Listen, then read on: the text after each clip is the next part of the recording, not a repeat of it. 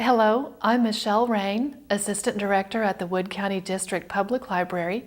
Today is Tuesday, June 24th, 2014, and I'm talking with Dr. Judy Jackson May.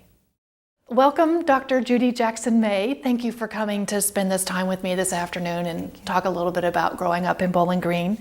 You're Associate Professor at BGSU School of Educational Foundations, Leadership and Policy, author of a book, Chalk Talk, the former principal at South Main School, the 2008 BGSU Phenomenal Woman, and you were the 25th annual speaker. Well, you were not the 25th annual speaker. You spoke at the 25th annual Dr. Martin Luther King Jr. tribute at the library in 2014, and it was my pleasure to hear you that day, and I was so inspired by your story that I wanted to make sure that we had an opportunity to talk with you and collect your history for our community. Tell me, how long have you lived in Bowling Green? First of all, I'd like to say thank you for the opportunity to be here and to speak at the 25th Martin Luther King speech was really an honor for me. I have actually lived here off and on for quite some time, and I'll tell you how that works. I was actually born in Bowling Green, at Bowling Green State University. My parents were in school at the time, and once my parents graduated, they moved away to Fostoria, where my parents embarked on their teaching careers, teaching and coaching, and then we moved back when I was 8 years old, where I attended South Main Elementary School. That is a really bizarre story. That's a great full circle. It is. It's full circle. We moved back when I was 8, and I lived here until I was 19 or 20, and then I left, and then I came back again when I was about 34, 35, when I was earning my doctorate degree. So off and on, but for the bulk of my life, I've lived in Bowling Green. And you mentioned in your talk that your family was one of the first African American families in Bowling Green. Could you tell me a little bit about what it was like to grow up as one of the few people of color in the community? We really were. There were other families, I believe, that kind of maybe came to Bowling Green, worked at the university, but they never really stayed. Right. And I think we are the first family to actually move here and stay here. And Marva and Win Stone came after us to stay. I probably have learned more about that time, significant events about that time, later in life than I knew at the time. I did not know that my parents wanted to buy a house on Carroll, and were not permitted to buy there. But a tribute to my parents, we never knew. We moved into a brand new home. It was just built. My parents picked out carpet and things, so we never knew. And it was quite wonderful. We lived on a dead-end street, and we were, of course, the only family of color any place. I'm not so sure we noticed that so much. I think it was pointed out to us more by perhaps other people that maybe we wanted to play with, whose parents did not want their kids to be around an African American. But in our day-to-day functioning, it really did not really matter. I remember a friend of mine, I don't want to mention her name because I don't know. Sure. But she lived on 3rd Street, and this was in my neighborhood because we went to Crim Elementary School. And I remember going to her house after school one day, and her father came out. It was about 2:30 or 3 o'clock after school, and I thought it was strange to me that a daddy would be home at 3. Right. So anyway, he came out to the door, and he looked out, and I was standing outside, and he yelled out to me, and he says, "What are you?" And I thought, what am I? I'm a girl. He said, "What are you, nigger, Hispanic? What are you?" And I looked at him and I said, I don't know. Oh. And then we went on playing, and I did go home and tell that story, and of course I was never permitted to go to that house again. But his question was like, I don't know. I had never been asked to define yourself like that before. No, but he just, and I'm sure my parents were probably a little dismayed that I wasn't more upset about it, But I think calling attention to the fact that you're a different color didn't really happen every day, only, in instances like that. And of course, I had some wonderful teachers in school, but I also had, the good ones were very, very good, and the bad ones were devastating. One of the questions I wanted to talk with you about is, what were some of your favorite memories from school and some of the not so good memories from school? Well, okay. Well, from elementary on up, Okay. since you went through the whole grade school, high school education here. I did, and I have to tell you, I will go back a little bit. When I was living in Fostoria, I was at school at Field Elementary School, and this happened in 3rd grade. I was outside playing with one of my friends, and I've told this story many times. I think I told it at Martin Luther King's speech. I was playing with one of my friends, and she looked at me and she said, "Why are you brown?" And I looked at her with surprise, and I said, I'm not brown. She said, "Oh, yes, you are." I lifted up my dress and looked at my belly, and by gosh, I was brown. So we went back in the classroom, and my friend asked the teacher, and the teacher, in front of the entire class, was very thoughtful. She looked out and she said, "It's because God left Judy in the oven too long." And in that moment, she really changed my life. I didn't realize I was different. And at that moment, I started to look around and I noticed things. I noticed that I was the only one in braids. Mm-hmm. I did notice that I was a different color. And not only that, on that day, I realized that God had made a mistake, and I was the mistake. And that was an eye-opening experience for me.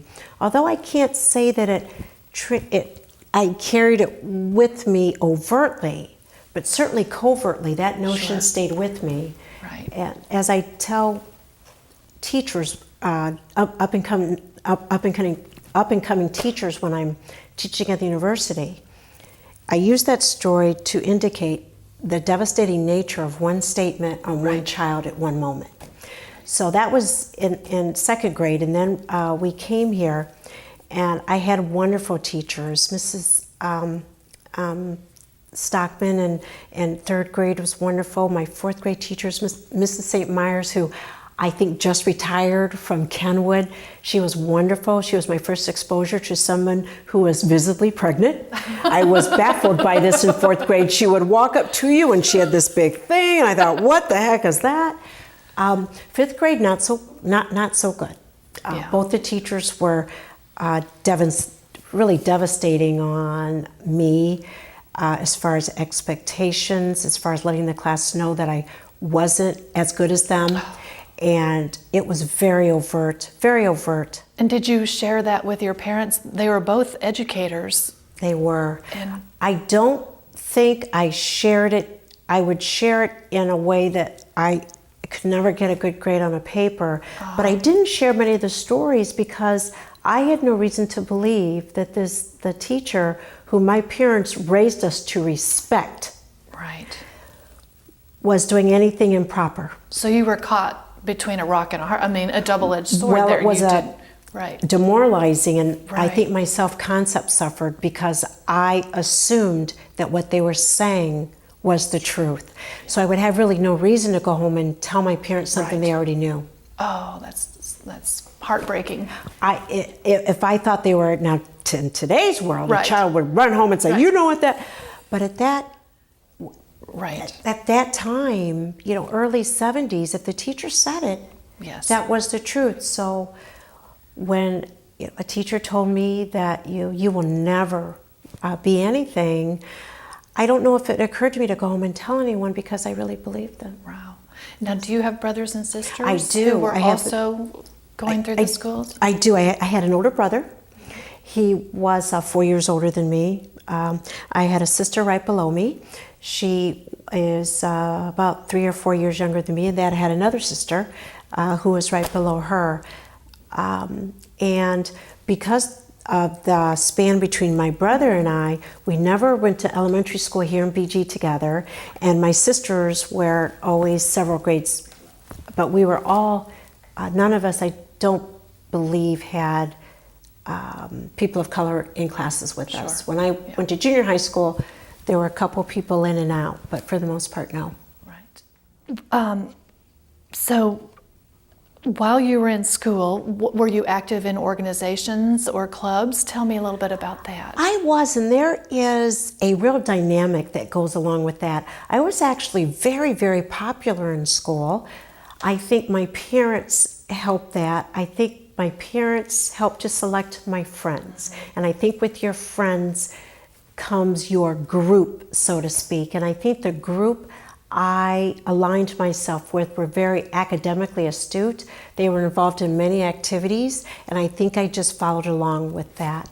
I was involved in sports in junior high school and in high school, and other activities. I can't really remember them, but I felt accepted, except for sometimes the teachers, and there were isolated students. We had a large population of people that we called farmers. That's just what they were called, and maybe they were from the more rural areas. They were much less accepting, extremely less accepting, a lot of name calling and things like that. But for the most part, I think my parents worked hard to help us overcome that by letting us know that it was always going to occur.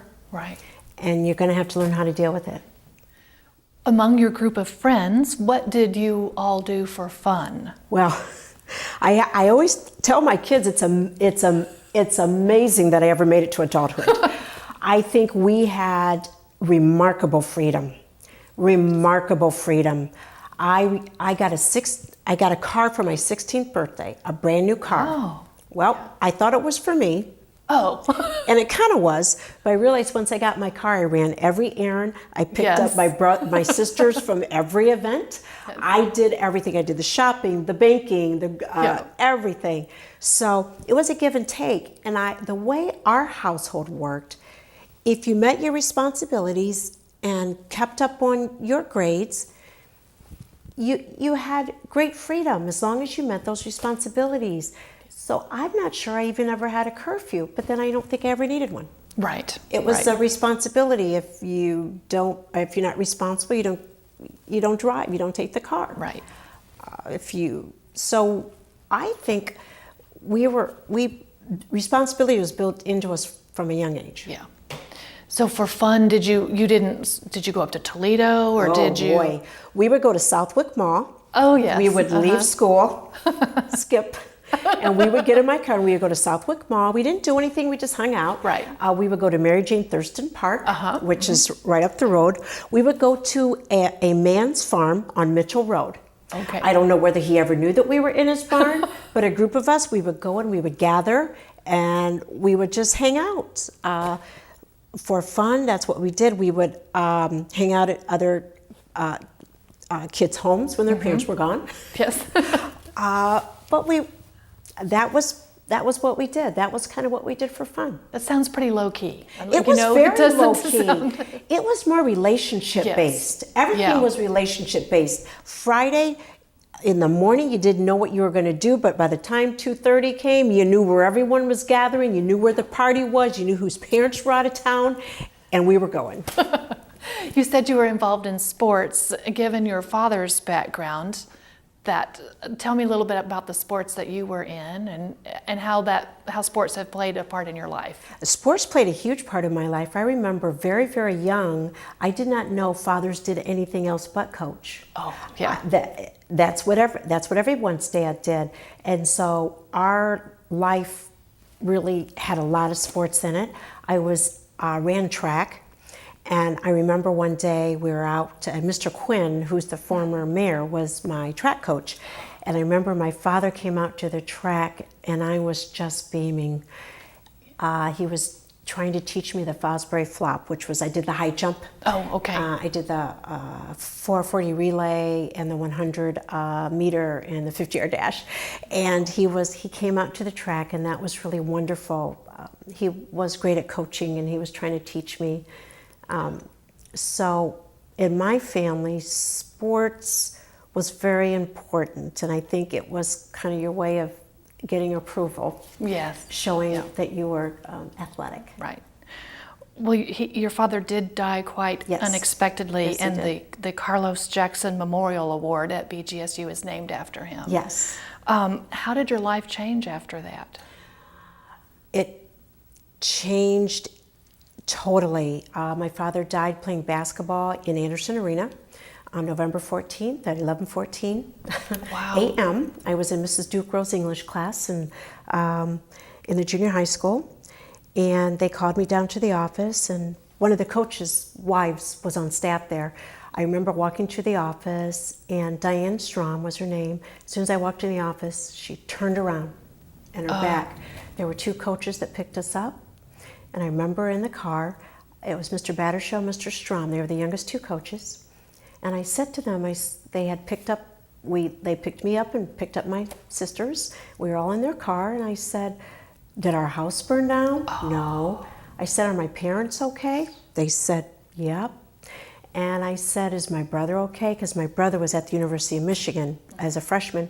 And they said, "Yes." After that, I didn't care. There was nothing Right. else I would care about. Right. Then, of course, we got to my house, and my mom said, "Dad had a heart attack." And we said, "Let's go see him." And she said he died.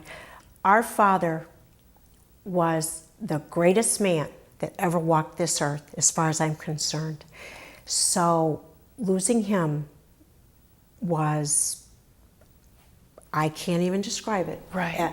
Luckily, we had a mother who was a rock. She was incredible. And because my parents had, in my opinion, and maybe I'm not seeing it the way it was, but it had such a wonderful relationship. Our family was really wonderful. I know Yeah. people, it really was. She really made sure that we didn't miss a step. We missed him, but I have to tell you, she was amazing. I saw from her obituary that all the amazing things that she did. Amazing. Your parents had a lasting impact on BGSU in both scholarship and sports, and I think they met at BGSU. They did. They were students. And there's a really cute picture in the 1958 BGSU yearbook. Their pictures are side by side Yeah. on the page. What were they like as people, raising you? I know you said you had a wonderful family. What was that like? Did you have a sense of them as sort of individual, or were they a unit, or how did that work?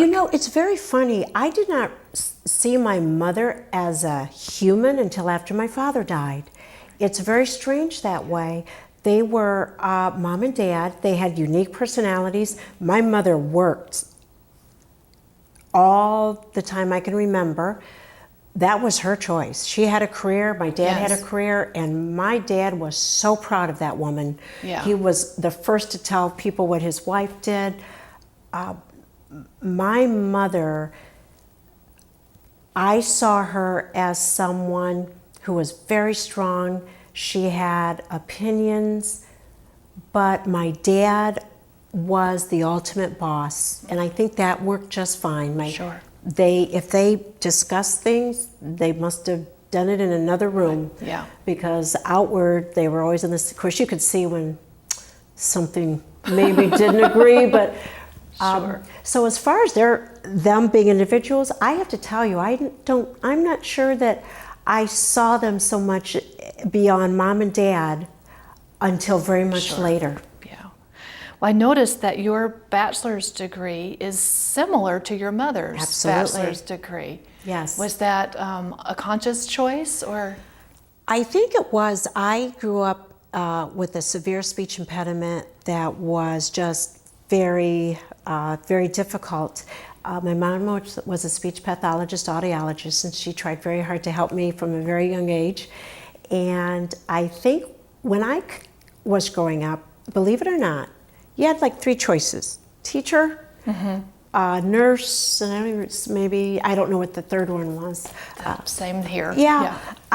And so I thought, okay, I would like to be a teacher, I guess. And then I think I started out actually in gerontology. And when they started with all the chemistry and all that, I thought, not for me. So then I moved into speech pathology, audiology, and I just really liked it. And I wanted to do what my mom did. I thought it was really cool. helping students, and so that's what I ended up doing. When did you move into being the principal then of the South School, South Main? South Main. South Main. That was when I left, got married, moved away, children, and then when I moved back in maybe '96, I got my doctorate, and then upon completing my doctorate, I went to Toledo and became a principal there. As my children got a little older, I saw the need for me to be closer to them. So a position opened up in Bowling Green, and I applied for it, and I got it. Yay. So, it was wonderful. It was wonderful. My kids didn't go to South Main, but it was wonderful. What were some of your best memories from being at South Main School? I have to tell you, the weirdest thing was walking in the hallway as a principal of a building that you were a student. The same third grade classroom was still the same third grade classroom when I got there. Mrs. Harmon was the third grade teacher. It was really weird. I bet. It was very strange to know that I even have my fourth grade picture at South Main. I wish I brought it, where I took my class picture. And that was kind of weird. I would work there at nights, and I walked through the hallways, and I would remember when I walked through this hallway as a student. It was Deja vu. It all was over again. very weird, and I thought to myself, who would have thought, where there was a boy named, I won't tell his name, but he was a bully, and he called me names every day. He told me, he's the one that told me that you grow up believing in, things that children believe in. And he was the one that told me that some of those things didn't exist. I remember one day when I heard, I don't want to say it because I left school to go home because I just couldn't believe that this person. So I went home, and my mom had to tell me that. So we had a chat, but it was very different. But I had just great days there, other than this young other student. That's great. Are there any sort of special teaching moments that you look back on and think, I really hit it on the head? Or are there days where you have gone in and thought, wow, that did not quite go like I planned? Oh, where I teach now? Yeah. Oh my goodness, yes. I think one of the things I've learned about being a teacher is you're never done learning and you're never done growing.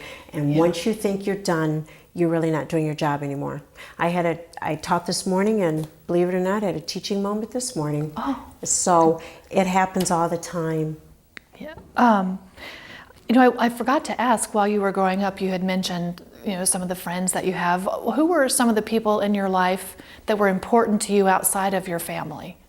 Outside of my family, well, I would have to say we lived in Bowling Green, but my father was from Fostoria. Yes. So we spent a great deal of time there. So I have to say some of my extended relatives there. Here in Bowling Green, I would have to say, wow. People in the community, there were many, but I at this moment, I am trying to pull up someone that we would have been very close to that lived around us. And I think most of them probably were attached to the university. A woman by the name of Betty Loxton, who was probably a professor in HMSLS at that time. She was a hero of mine because she taught me gymnastics and things. Oh, yeah. Boy. I'm drawing a blank on extended people. I think because we really spent so much time with our family for the most part. Well, speaking of family, how many children do you have? I have three wonderful children, 3 girls. They're all grown now. I just visited one of them. I have one that lives and works in Washington, D.C., one that lives and works in New York, and then I have one that lives and works here in BG. And you were mentioning the a very sort of another sort of symmetry moment with the Title IX taping that is going on today. Yes, it's very exciting because apparently Janet Parks, who is just an institution at Bowling Green State University working in Title IX, and she made a video apparently back in the 70s, and my mother is in the video, which was, I had never seen it, and it was just my mother at her best. And my granddaughter at this moment is taping that same renewal of the Title IX movement with Janet Parks at WBGU. That's wonderful. It was a very emotional moment to know that my granddaughter is doing the same thing that my mother did years ago. That's one of the nice things about Bowling Green is, in my mind, is it's the kind of place where you, the networks are small, but mighty. And so you feel like you can meet people and make an impact. And that's the thing. I looked at one of the questions, how has Bowling Green changed since I was a kid? And I have to tell you, I have the same relationships with the same people that I did then. It is such, I know it's grown. Sure. But it's so much of it is still the same. When I go to Kroger's, we've all gotten older, right? But I still see the same people that I've known for decades and decades and decades, and we still have the same conversations and the same familiar feel that we've had forever. And I see people almost every day, Kroger's, Walmart. So I know it's changed, but so much has stayed the same. And is that a good thing in your mind, or are there things that you would like to see change more? It's a wonderful thing for me. I'm sure there's things that need to change in BG. I know there's probably some feelings or some tensions that remain here, and we do get them from time to time, but I really do isolate those from the community as a whole. And I look at it like this. I think there are people, older people, that when they grew up, they perceive people in different ways, perhaps. Right. But that doesn't change the fact that they're good people. And times change and people change. That doesn't mean that we let go maybe of our challenges or some of our discrimination feelings that we grew up with. Right. But that doesn't change that people are just good. You know, that's so funny because one of the questions I wanted to ask you is if you could tell your childhood self one thing to prepare your childhood self, what would you tell her? My childhood self, I would have to say that your mom and dad are right. I remember one day my dad was so angry with me. After school, a friend of mine whose father was very prominent at the university, we used to go into a store called Woolworth's. And she used to steal. Oh. It was almost a game to see how much she could steal. And I told my dad once, and he said, you know, don't you ever go into that store with her again, because if both of you are picked up, they're going to take you to the police station, she's going to go home, and you're going to stay. So don't you ever do that, and you think about that. So if I had to look back and say a lesson, I would have to say that, and when he said that, I thought, that's not true. I don't know. I did what he said, Right. But I would probably say to listen. I would listen to them. They really do know what they're talking about. And I would also say to go with your gut. If something doesn't feel right, it's probably not. And I wish sometimes when I had peer pressure, I wish I had listened to my gut more and maybe just don't do it, but Right. you just want to fit in, you just want Yeah. to. And I think the lesson would be go with your gut. And What are some times when you felt like you had to give in to peer pressure? well, I remember one time in 5th grade, students were making fun of a other student who came to school, and maybe she wet the bed, I don't know, but she did have an odor, and they were making fun of her. and they made fun of her so bad that it made me cry. So at that moment, I got up, and this was so hard. I was on fire inside, and I said, I'm not going to do this anymore. And I got up, and I walked over to her. I took her hand, and I said, let's go play. We were kind of recess, and then I invited her to my house to spend the night. And I remember her mother came over, and she cried.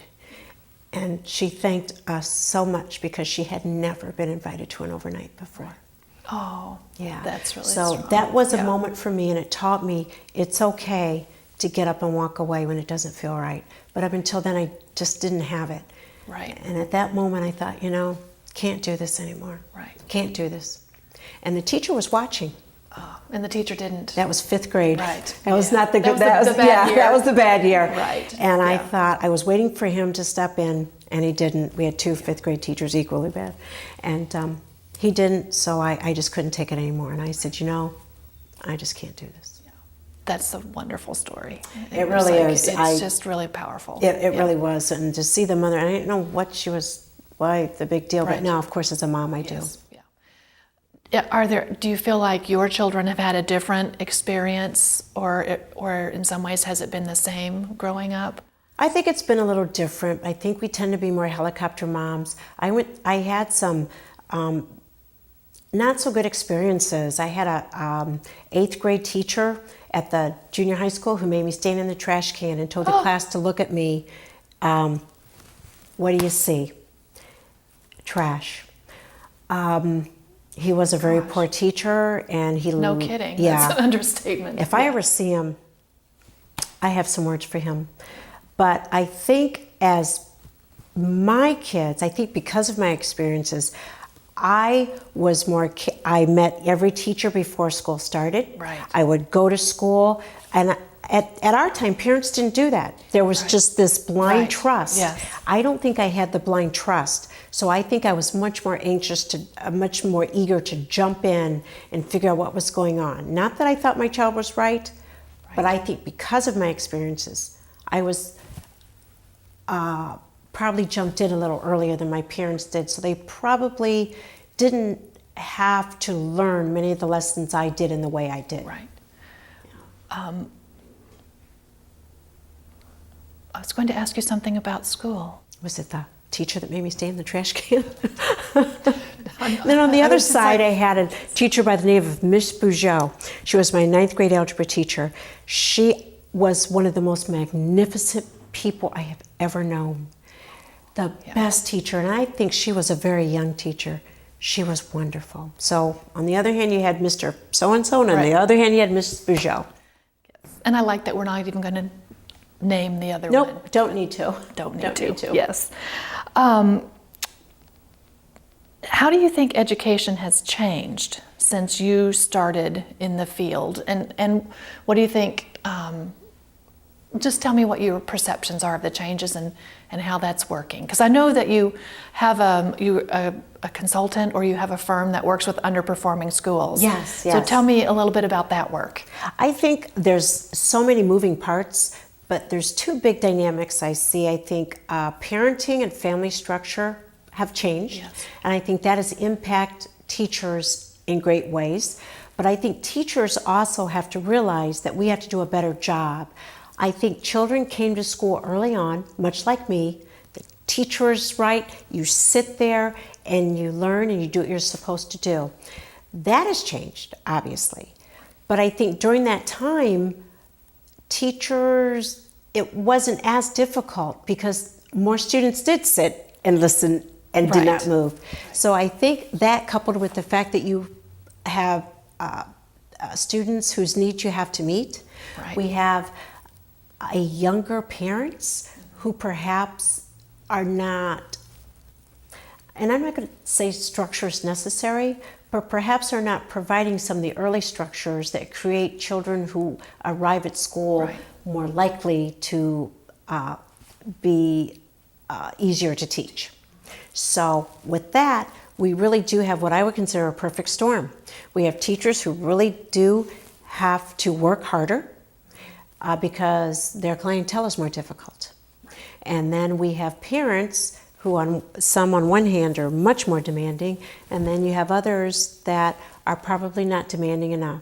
So the long and short of it is, I think as educators, we have a harder job. Right. I refuse to allow a child's home, background, parents on either side to dictate what this child can learn in the classroom. I truly believe that. I believe children learn if you expect it. So no teacher of mine can come to me and say, well, I couldn't teach him because. Right.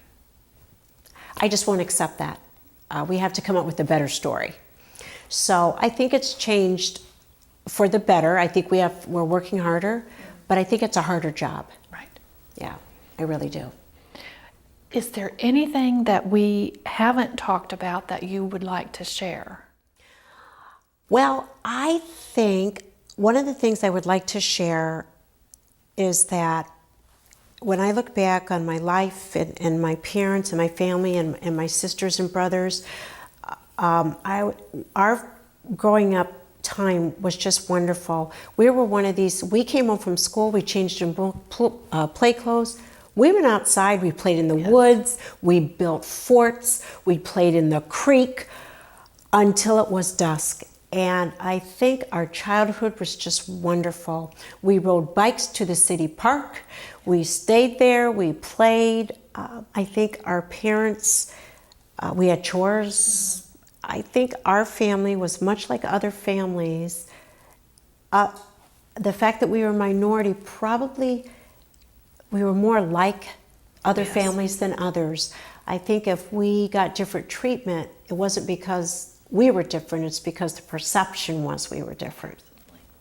We did the same things, even though when we were young and we traveled, we weren't allowed to go in many places. But I think our family and my parents were progressive enough to teach us a couple of things. Number one, if you want to get ahead, you have to be part of the system, not outside it. So in that respect, we were expected to learn the dynamics. And if you want to grow in it, if you want to change it, if you want to better it, you have to be a part of it. And I think we learned that big lesson early on. To change the system, you have to be a part of the system. And so I think we learned early on. You know, I did not ask, your parents were here in the 60s during the Civil Rights Movement. How did they talk about that? Did that affect their lives, and did that filter down to you kids in any way? It really did. My father was a historian, and he would talk to us about our roots, our historical roots. He talked to us about history, what happened, why we're able to do what we are able to do. He was very, very emphatic about that.